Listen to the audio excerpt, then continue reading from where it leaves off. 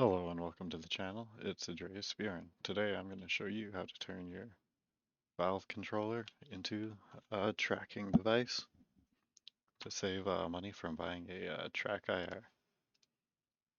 First, what you're going to need is a copy of OpenTrack, which you can find on GitHub. It's a open source project.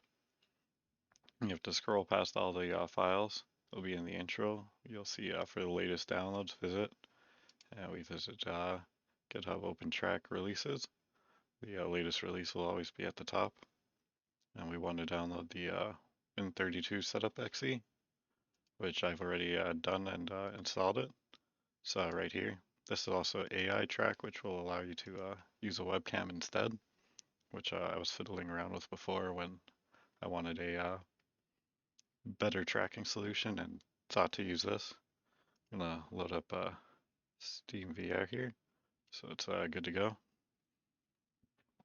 So yeah, once you have that installed, you're going to want to open OpenTrack and turn on your controller, which I'm doing now. And from here, we're going to go to Valve SteamVR, and this is Free Track 2.0 as the output, which if you look, you can get this out of the way. You can use it as Track IR or Free Track software. I have both enabled for now. And then once you have Valve SteamVR selected, you want to select which device you're using. You can use the HMD. I believe these are the lighthouses. You can also use a tracker puck, which is probably the ideal solution, but I'm looking for a cheap solution with things I had lying around. So we're going to use the Vive controller. And from there, I'm going to enable roll for this demonstration. I normally like to leave it disabled.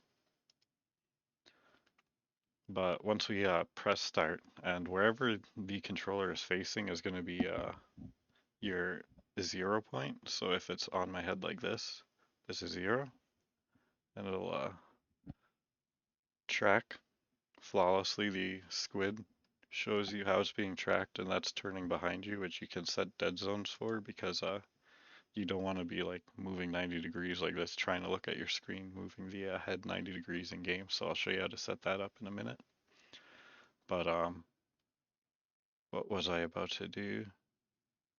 Oh yeah, I was gonna show you that it can also go like sideways like this. Like I'm gonna figure out a way to comfortably mount it, and then suddenly this becomes your 0 point. So wherever you want to set it up is pretty much good to go.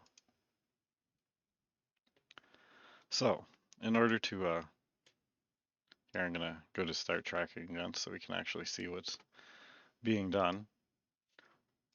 So as you can see here, I did this. This is a dead zone. I made a flat point, and when we get to the top there, I also did input 60 degrees. That is how I was saying how many degrees. See, the max input right now for the roll is 180 degrees, so you have to go like a full 180 to get it to roll. Here, let me stop it and start it 0 this way so I know what we're doing. So yeah, so you have to do like a full 180 to get it to go.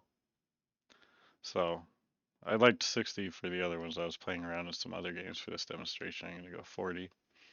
So if you want to set a dead zone, the first point you're going to set is actually going to be your end point. Like you can try setting it here, but it's just going to flatten the curve.